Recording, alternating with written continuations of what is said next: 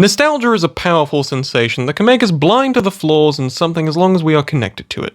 I like to think, though, that it's possible to see flaws in something that you love and still love it just as much as you did before. For example, I grew up loving the show I'll talk about today, Lego Ninjago. But there's some issues I take with it. Now, there's many Ninjago videos on this platform already talking about some of the heinous plot points, but I'd like to talk about something that I specifically take an issue with that I don't really see a lot of other people talk about, at least not a lot as some of the other issues. Full disclosure, I'm not fully caught up on it. I'll simply be talking about the show from the pilot to March of the Oni. Please no spoilers for Dragon's Rising, I've heard it's really good, I will get around to watching it, I promise. Today I'm going to be talking about my favourite asexual king, Cole, and how I think he was completely shafted at the start, and how despite that, he ended up becoming the MVP of the series in my opinion. So let's begin. For anyone who doubts that I don't know anything about this show, I'll have you know that I own 4 separate Ninjago encyclopedias, so I know my shit when it comes to this fictional Lego world. In one of these encyclopedias, or 2 for me because I have 2 of the same copy, I don't know why, Cole is stated as being the leader, as in the one in charge, the one who tells other people what to do. Which may be a bit of a surprise if you read this book after watching the earlier seasons. Now, in the pilot, Cole, at times, takes on the position of a leader. When the 3 other ninja attack Kai at the start, Cole is clearly meant to be the ringleader of this trio. And later, when going to retrieve the Scythe of Quakes, Cole is the one who begins formulating a plan while Kai does that. We don't really see a lot of the other ninja, mainly because the pilot is focused on Kai and Nia and him rescuing her, and it's more supposed to introduce us to this new world through Kai's eyes, as he's also seeing a lot of these things for the first time. Despite this, Cole has moments that clearly show that, yeah, okay, he's definitely meant to be the one in charge next to Wu. He was the first one recruited, he makes the plans, he has a deep voice implying he's the oldest and most mature. Let's just ignore the fact that Zane is like 84, we won't go into that yet, because the writers didn't know that yet. However, Rise of the Serpentine is really where I think Cole began to get shafted. In the first episode, the 4 are all kind of on the same level of dumbassery and laziness, as they're all just kinda becoming stagnant and complacent now that Garmadon is gone, in quotation marks. And later on in the episode, they're all fighting to see which one of them is the Green Ninja. Spoiler alert, it's none of them. But this is also a conflict that gets resolved quite quickly, except for Kai, who obsesses over it for a long time after this. Cole also had an episode later in the season where we learn more about his family, specifically his dad, and how his dad wants him to become a singer. Definitely no real-world parallels to any kids coming out to their parents. And fixing his relationship with his dad is what leads him to reaching his full potential. When Wu is eaten by the Great Devourer, Kai is the one who keeps the team from falling apart. He's the one who comes up with the plan to defeat the Great Devourer after he saw his weak point. This, to me, clearly shows that the writers have scrapped the concept of Cole being leader, as now Kai is the one making the plans like Cole did. He's the one mentoring the Green Ninja, Leloid, who is the chosen one who he also saved beforehand in an episode with the Fang Blade where he meets his full potential. Season 2 really just solidifies Cole's lack of authority in the team. Again, Kai is the one in so many episodes who fills the role of Taskmaster. He's Lloyd's main mentor and big brother figure, the master planner in episodes such as Wrong Place, Wrong Time. And honestly, I don't hate Kai's arc of stepping up to become the leader of the team.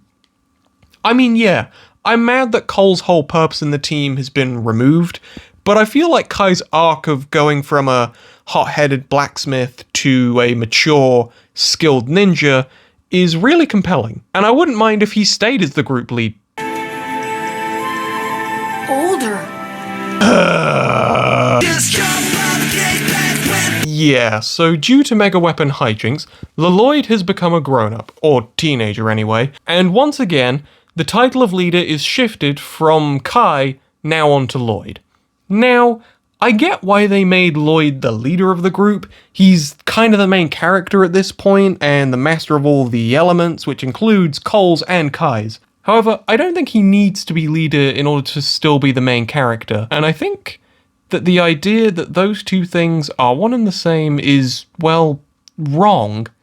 Take Avatar: The Last Airbender, for example. I know some people may disagree with me on this, but Aang is not the leader of Team Avatar. Yes, he is the Avatar, and he is the most powerful person in the team, and the chosen one, and has the saddest backstory, and is the one in the final battle who defeats the ultimate evil, but he isn't the one who tells people what to do, or comes up with ways to get out of situations, or the one who gets them to where they need to go.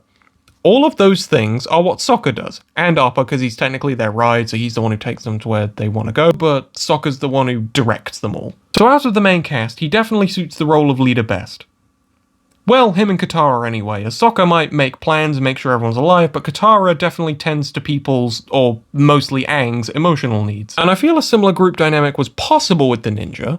Lloyd is the chosen one, the one who masters all the elements. Kai is the big brother who looks after him, right until the very end, shown by how he was the last one to leave Lloyd before his fight with the Overlord, and Cole is the rock of the group. But the writers just gave all these traits to Lloyd, and gave the rest of my boys nothing. But Cole gets less than nothing, because at least Kai is still the leader whenever Lloyd doesn't feel like it or gets possessed by a ghost. There's not really a lot to say with Season 3 besides the god-awful love triangle, which has nothing to do with this video, so let's move on to Season 4. At first, Lloyd is still leader, and as always, Cole has not a lot to do, but that all changes when he's separated from the others. He really steps up after getting his powers taken away. He breaks out of the factory with Zane, and then he hatches a plan to get all the others out too, thanks to a jet underground and the power of, say it with me now, this is kind of it for him this season, but it shows a clear shift in his character and how the writers want to make him more important. In Season 5, each of the ninja have a turn as leader with Lloyd gone, with it going disastrously for each of them except for Cole. Well, except for the fact that he's a ghost now. But him being leader persists across the rest of the season until... Lloyd comes back. Thank you for your service, Morrow. Not a day will go by where I'm mad that the writers took you from me. He doesn't do much for the next 2 seasons. Well, I mean, the next season technically never happened, which is good as it's by far my least favourite. Hands of Time is a series that honestly could have done a lot more with the whole time travel gimmick, but as it is, it's fine. But no real standout moments from Cole specifically, so let's move on to... Oh, praise the sun, he's a mentor figure. So after Wu gets Benjamin buttoned, he ends up in a cell guarded by bikers. I can't remember why they have him. Did they know he's Wu, or do they just hate babies? Anyway, it's not important. What is important is that seasons 8 and 9 begin to give Cole more authority in the group. Firstly, he's the one who adopts Wu like his own son and mentors him through both seasons, from baby to adult. He also becomes somewhat more of a leader like he was at the beginning of the series now that Lloyd's gone again. I'm sensing a pattern here. But of course they reunite with Lloyd, and we're back to our regularly scheduled programming. So, how should the writers make Cole more interesting in the future? After all, he's the only one in the original 10 seasons who isn't the focus of a season. Well, I think the solution is to not put all their eggs in the Lloyd basket. We've seen this time and time again with so many different seasons in the show. Season 2, The Legacy of the Green Ninja, the Lego Ninjago movie, Sons of Garmadon, Hunted. Every time any of the other ninja, not just Cole, gets something interesting to do or some kind of arc that changes things, it's because Lloyd is gone or has been nerfed in some way.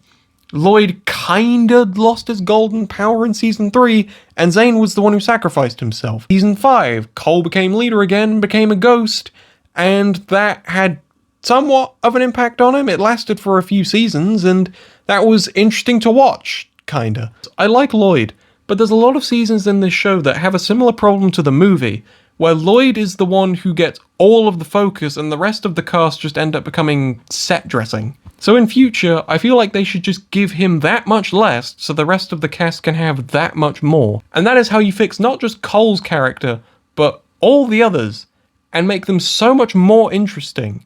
Again, they've done a good job at this before. Even though I didn't love Skybound, it was another season where Lloyd was out of the picture, and we got to see...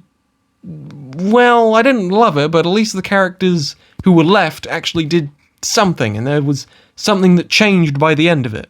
So I feel the moral of the story here is to not prioritize your main character so much that the other characters in your series end up just becoming set dressing, or the mentor character, or the villain. As no one wants to see their favourite side character get turned into a cardboard cutout of their former self. Anyway, thank you all for watching me rant about a fictional black man. Please subscribe, and I'll see you next time.